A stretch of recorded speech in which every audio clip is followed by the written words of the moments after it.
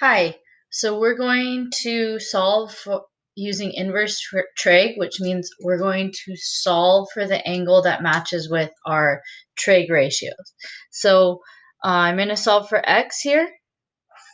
So I have the opposite and the hypotenuse. So I'm going to do the sine of the opposite over the hypotenuse. Sorry, the sine of x, there we go, is equal to the opposite over the hypotenuse. Okay, so remember that x is the angle as your input and the output is the ratio of sides. So how do I isolate, or how do we undo this equation to get the angle by itself? I'm going to use the sine inverse. The sine inverse of 7 over 25 is equal to x. So now the sides, the ratio of sides, is the input and the angle is the output. Okay, I'm going to use my calculator. For this problem, I'm going to go ahead and use degrees mode. So I'm going to use the sine inverse of 7 over 25. Gives me about 16.26 degrees. Okay, so x is about 16.26 degrees. The number one thing today is that we're going to remember that the inverse trig solves for an angle. All right, so we're going to find the inverse of the following. Right now, my x is my angle and my y is my ratio. So if I want to, so if I want to solve for my angle, I need to use inverse trig. So I'm going to use x is equal to the sine inverse of y.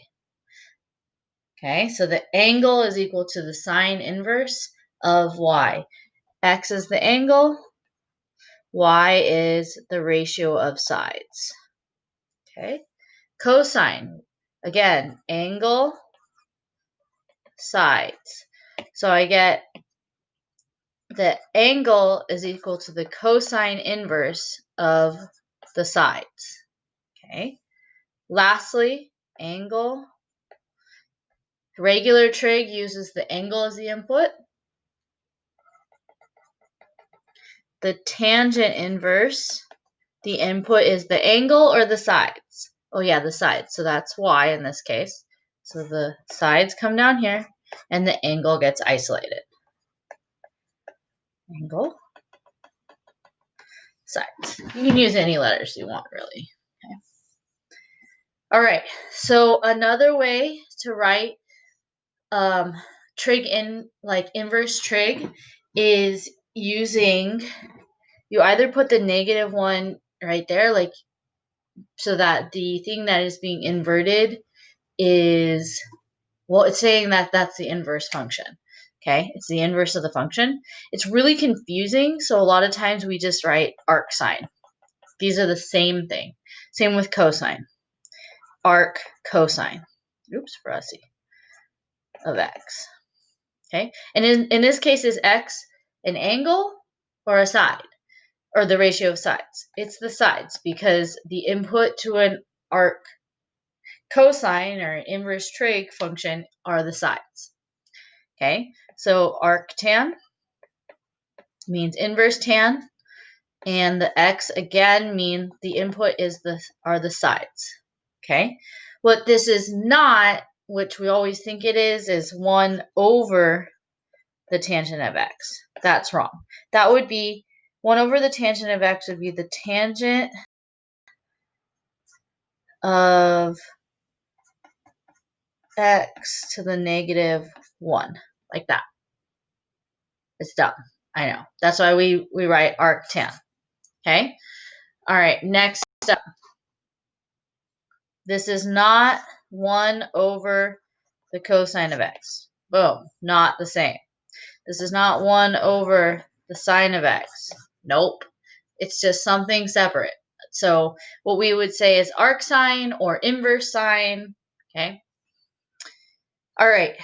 So we are going to figure out about these principal values. So your calculator only gives you one of the angles that could make your equation true. And that one angle is going to come from your principal, is going to be the principal value, or from the principal quadrants. Sine's principal values come from the first and the fourth quadrant. And they're going to look like negative pi over 2 to pi over 2. So in other words, if you use your calculator to get your answer, your angle will only be between the domain of negative pi over 2 to pi over 2. That's it. Okay. This one, for cosine, the principal quadrants are, or principal values come from the first and the second quadrant, because I'm looking for when the cosine ratios are positive and negative. So the first quadrant has cosine ratios that are positive, and the second quadrant is where the cosine ratios are negative. So right here, our answers are going to be between 0 and pi. Lastly, tangent is just like sine. Our principal quadrants are between quadrants 1 and 4. We're looking for two quadrants that have one with positive ratios and one with negative ratios. So our answers from our calculator are going to be between negative 2 pi, or sorry, negative pi over 2 to pi over 2. All right, so what is a principal value and why do I need them? It's because, like, for example, sine looks like this, okay? And I want to know when what angles will give me an output of 1/2. So I'm going to look like 1/2 right here. Looks like there's an angle right there, an angle right there, an angle right there, an angle right there. If this graph gets extended out backwards, I have an output of 1/2 right here, one here. Not drawing the scale, sorry. So there are many, many, many, many, many different angles that make this equation true. So there are a lot of answers. But we're going to restrict our graph so that it only passes between negative pi over 2 on the x to pi over 2. That way, the inverse of this function is a function.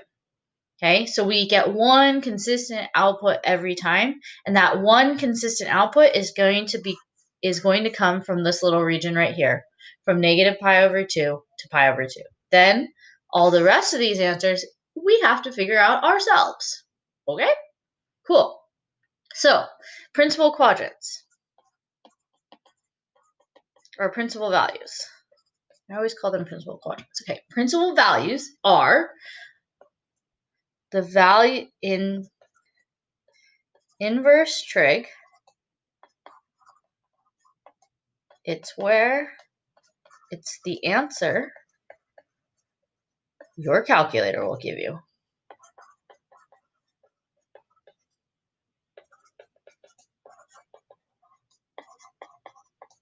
It's the answer from the restricted domain of the graph. So just this little bit is a domain, okay? Between 0 and pi, that's the restricted domain for cosine. Between negative pi over 2 to pi over 2, that's the restricted domain for, we're going to try these. So the arc sine of negative 1/2, so remember this is your ratio, and you are solving for an angle. Okay, so what angle would give us a ratio of 1/2? So I can draw this. negative 1/2 for the vertical. So my angle theta would equal negative 30 degrees, or negative pi over 6. All right. The next one, again, ratio. So when is sine positive root 3 over 2? And that is when theta is equal to pi thirds. All right. When is sine, the sine ratio 2? This is never, so undefined. Remember, sine, what is the domain? And that would be negative 1 to 1. The ratios can only range from negative 1 to 1. All right, cosine root 2 over 2. So positive root 2 over 2. And that was when your angle is pi 4. Oh, something I forgot to mention is when we do these, we're talking about the principal quadrants for cosine were the top two. For sine, it's 1 and 4. So the angle, while we have two ratios, that would be negative 1/2. Like there's another one over here. We're talking about the angle from the principal quadrants, which for sine is 1 and 4. Again, 1 and 4. Cosine is 1 and 2. Okay? So cosine of negative 1 would be over here, right? Negative 1. So that was when theta is equal to pi. And that's why we use the principal quadrants, we use negative pi over 6 is because the domain, the range is from negative pi over 2 to pi over 2. So the angle needs to fit within that range or that interval. All right, so when is arctan equal to 0? So tangent is equal to 0. And principal quadrants are 1 and 4. So that would be when theta is equal to 0. Tangent is negative 1. So we know that's at 40, like some kind of 45 degree. Again, principal quadrants, 1 and 4. So this angle right here would be theta is equal to negative, because the domain is from negative pi over 2 to pi over 2. So negative pi over 2 to pi over 2, so negative pi over 4. Okay. We're going to work through 3 inverse trig problems in your calculator. So for tangent, you have, what we're going to do is answer in radians and round to 3 decimals. So just something to remember is that tangent will only give you answers for your angles, because the original domain has been restricted. It'll only give you angles in the first and the fourth quadrant. Okay, the first and the fourth. Later, we'll calculate the angles outside of these quadrants, but not today.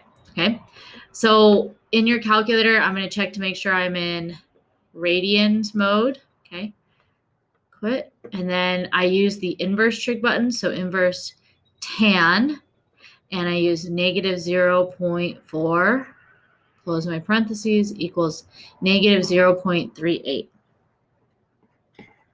381, because it's rounded. So it's about equal to. Okay, and just something that I always remind myself of is that tan inverse, the input is the ratio of sides, and the output is the angle measure. Okay, so the negative 0.381 is an angle, and then the negative 0.4 is a fraction, basically. It's a ratio of sides. Okay, next, cosine. So cosine is only, your calculator is only going to give you cosine angles from quadrants 1 and quadrants 2. Everything else, you're going to have to calculate by hand. So again, cosine inverse of 0.6. 0.6 is equal to the ratio of sides. And what we're trying to figure out is the angle measure. All right, calculator. Second cosine gives us inverse cosine of 0.6, close my parentheses, and that is a radian measure of about 0.927. All right, last one. I have the sine of root 3 over 5. So sine angles are going to give me a angle in quadrants 1 and quadrant 4. Okay, or from negative pi over 2 to pi over 2. All right, so the root 3 over 5 is the ratio of sides. And what I get out is the angle. Okay, so actually let's set this up as a triangle. So sine ratios are positive in the first quadrant and they're negative. They are positive in the first quadrant and negative in the second quadrant. So I'm going to set up a triangle. And the angle is equal to, the sine of the angle is equal to root 3 over 5. So root 3 would be the y length and 5 would be the radius. So what I am trying to figure out is what angle gives me the radius of 5 and a y length of root 3. And it's always going to be the same angle that would give me this size triangle. Okay, so I plug this into my calculator. Root 3. Close my parentheses because that closes the parentheses underneath the root over 5. And I get 0. It's about equal to 0.354 rounded. Okay. That is it.